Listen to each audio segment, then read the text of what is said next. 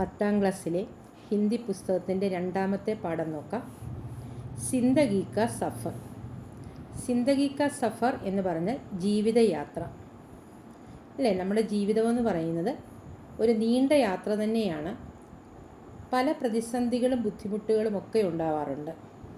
അതിനെയൊക്കെ നമ്മൾ സധൈര്യം നേരിട്ട് മുന്നോട്ട് പോകണം. അപ്പോൾ അങ്ങനെയുള്ള ചില ജീവിത അനുഭവങ്ങളും ഒക്കെ ഒരു ഹൈക്യൂ കവിതകളായിട്ട് എഴുതാറുണ്ട്. ജാപ്പനീസ് കവിതാരൂപങ്ങളെയാണ് നമ്മൾ ഹൈക്യൂ കവിതകളെന്ന് പറയുന്നത്. ഹൈക്യൂ കവിതയിൽ 3 വരികളാണ്.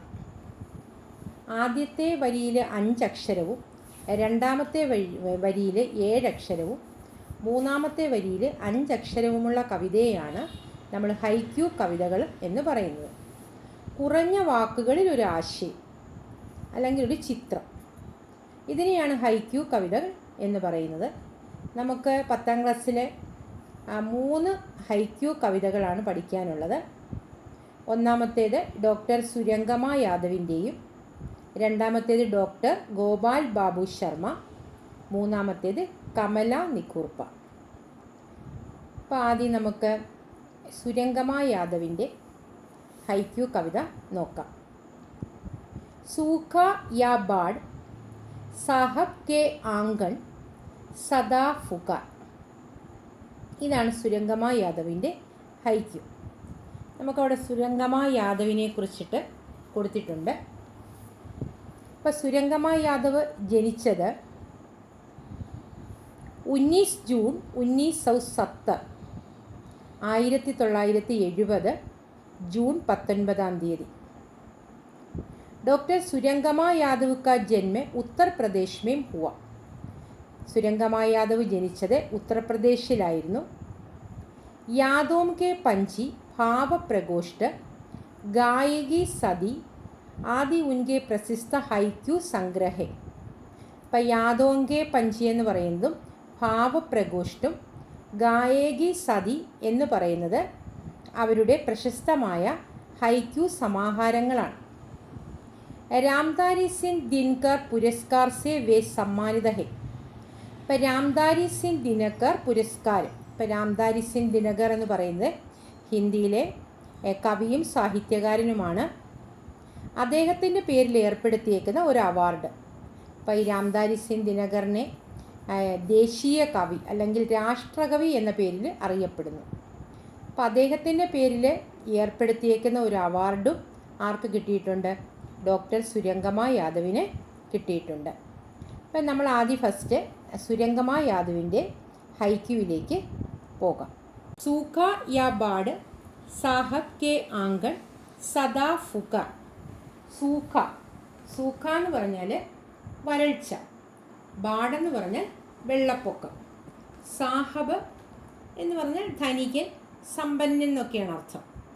ആംഗൺ മുറ്റം, സദാ എന്ന് പറഞ്ഞാൽ ഡെയിലി എന്നും, ഫുക ചെറിയ തുള്ളികൾ.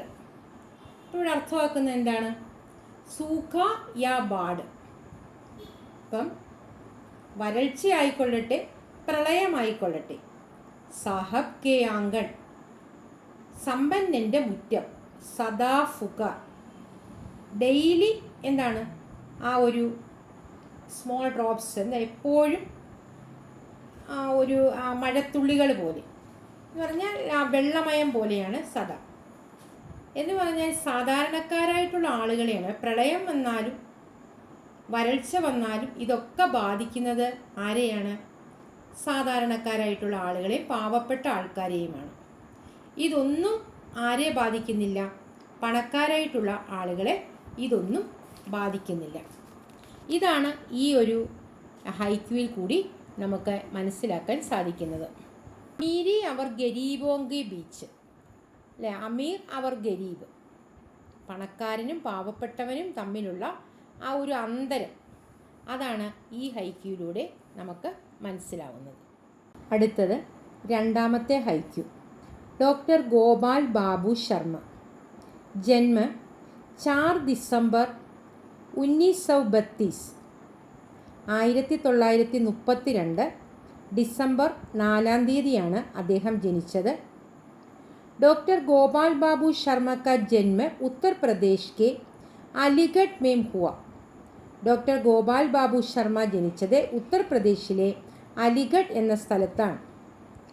വേ Shri Varshney post graduate college Aligarh के ഹിന്ദി വിഭാഗുമേം റീഡർ थे. റീഡർ എന്ന് പറഞ്ഞ പ്രൊഫസറാണ്. അദ്ദേഹം Shri Varshney post graduate college അലിഗഡിലുള്ളതാണ്. അതിൻ്റെ ഹിന്ദി വിഭാഗത്തിലെ പ്രൊഫസറാണ്.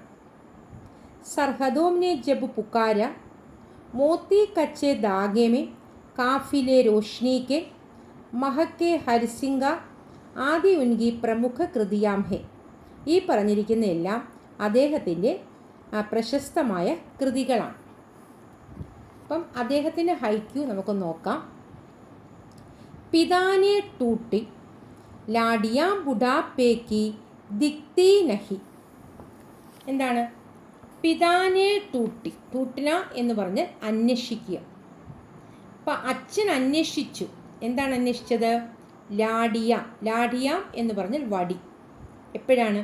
ബുഡാപ്പേക്ക്, വാർദ്ധക്യത്തിൽ. ദിക്തി നഹി, എങ്ങും കാണാനില്ല. അപ്പം അച്ഛന് ആശ്രയമെന്ന് വാർദ്ധക്യത്തിൽ ആ വടി ആവശ്യമുള്ള സമയത്ത് കാണുന്നില്ല. ഇവിടെ വടി എന്ന് പറയുന്നത് വാർദ്ധക്യത്തിൽ വടിയാകേണ്ടതായ മക്കൾ അല്ലേ? നമ്മൾ ആ ഒരു വാർദ്ധക്യത്തിൽ അവർക്ക് ആശ്രയമാകേണ്ടവരെന്ന് പറയുന്നത് അവരുടെ മക്കളാണ്. അപ്പം ആ മക്കളെ എങ്ങും കാണാനില്ല എന്നാണ് ആ ഒരു ഹൈക്യൂയിലൂടെ നമുക്ക് മനസ്സിലാക്കാൻ സാധിക്കുന്നത്. മനസ്സിലായി? ഏറ്റവും ലളിതമായ രീതിയിലും ഹൃദയസ്പർശിയായിട്ടാണ് ആ ഒരു ഹൈക്യു പറഞ്ഞിരിക്കുന്നത്. അടുത്തത് മൂന്നാമത്തെ ഹൈക്യു കമല നിഖുർപ്പയുടേതാണ്. അപ്പം നമുക്ക് കമല നിഖുർപ്പയെക്കുറിച്ച് നോക്കാം. ജനിച്ചത് 5 ഡിസംബർ 1967, 1967 ഡിസംബർ മാസം 5-ാം തീയതി. കമല നിഖുർപ്പ കാ ജന്മ ഉത്തരാഖണ്ഡ് में हुआ. അപ്പം കമല നിഖുർപ്പ ജനിച്ചത് ഉത്തരാഖണ്ഡിലാണ്. विभिन्न साहित्य पत्र पत्रिकाओं तथा काव्य संग्रहों में हൈക്യു സംസ്മരൺ കവിതായെ ആദി പ്രകാശിത ഹെ. ഇപ്പം വിവിധ വിഭിന്ന സാഹിത്യ മാസികകളിലും അതുപോലെ കാവ്യ സംഗ്രഹങ്ങളിലൊക്കെ അവരുടെ ഹൈക്യു, അതുപോലെ സംസ്മരൺ എന്ന് പറഞ്ഞ ഓർമ്മക്കുറിപ്പ്, പിന്നെ കവിതകൾ ഒക്കെ പ്രസിദ്ധീകരിച്ചിട്ടുണ്ട്. സമൃദ്ധി കേന്ദ്രീയ വിദ്യാലയമേ പ്രാചാര്യ എന്ന് പറഞ്ഞാൽ പ്രിൻസിപ്പൾ. ഇപ്പോൾ കേന്ദ്രീയ വിദ്യാലയത്തിൽ പ്രിൻസിപ്പളായിട്ട് ജോലി ചെയ്യുന്നു. ആ ഒരു ഹൈക്യു നമുക്ക് നോക്കാം. ടൂട്ടി രഹി ബർഫീലി നഗരി മേ നേഹ് കി ആഞ്ച്. എന്താണ് ടൂട്ടി നഹരി? ഇപ്പം ടൂട്ടി രഹി എന്താണ്? അന്വേഷിച്ചുകൊണ്ടേയിരിക്കുന്നു. ഇപ്പം രഹാരഹി എന്നൊക്കെ പറഞ്ഞാൽ തുടർച്ചയായ വർത്തമാനകാലത്തിൽ വരുന്നതാണ്. അന്വേഷിച്ചുകൊണ്ടേയിരിക്കുന്നു. ടൂട്ടിന എന്ന് പറഞ്ഞാൽ അന്വേഷിക്കുക, അന്വേഷിച്ചുകൊണ്ടേയിരിക്കുന്നു. എവിടെയാണ്? ബർഫീലി നഗരീമി. ബർഫീലി നഗരി, ബർഫ് എന്ന് പറഞ്ഞാൽ മഞ്ഞ്, മഞ്ഞു പ്രദേശത്ത്. എന്താണ്? നേഹ് കി ആഞ്ച്. നേഹ് എന്ന് പറഞ്ഞ സ്നേഹം, ആഞ്ച് എന്ന് പറഞ്ഞാൽ ഗർമി, ചൂട്. എന്താണ്? സ്നേഹത്തിൻ്റെ ചൂട്. എവിടെയാണ് സ്നേഹത്തിൻ്റെ ചൂട് അന്വേഷിച്ചുകൊണ്ടിരിക്കുന്നത്? ബർഫീലി നഗരീമി, മഞ്ഞു പ്രദേശങ്ങളിൽ. നമുക്കറിയാമല്ലോ, മഞ്ഞു പ്രദേശങ്ങളിൽ എന്ത് കിട്ടില്ല? ചൂട് കിട്ടില്ല അല്ലേ? അപ്പം ഈ ഒരു ഹൈക്യൂയിലൂടെ കവയത്രി ഉദ്ദേശിക്കുന്ന എന്താണ്? എവിടെയും സ്നേഹമെന്ന് പറയുന്നത് എങ്ങും കാണാനില്ല അല്ലേ? എവിടെയും എല്ലായിടും എന്താണ്? ആ ഒരു വൈകാരിക ബന്ധമാണ് സ്നേഹമെന്ന് പറയുന്നത് അല്ലേ? സ്നേഹത്തിന് വേണ്ടി കൊതിക്കുന്നു, പക്ഷേ എവിടെയും എന്താണ്? ആ ഒരു സ്നേഹം നമുക്ക് കിട്ടാനേയില്ല എന്ന് പറഞ്ഞാൽ നമ്മുടെ വാത്സല്യ, സ്നേഹം, അടുപ്പം, മനുഷ്യബന്ധങ്ങൾ ഇല്ലേ? മനുഷ്യബന്ധങ്ങളുടെ ഊഷ്മളതയും സ്നേഹവുമൊക്കെ. അപ്പം ഇതൊന്നും എവിടെയും കാണാനില്ല അല്ലേ? ഇപ്പോഴും അന്വേഷിച്ചുകൊണ്ടേയിരിക്കുന്നു, എവിടെയും കിട്ടുന്നില്ല. എന്താണ്?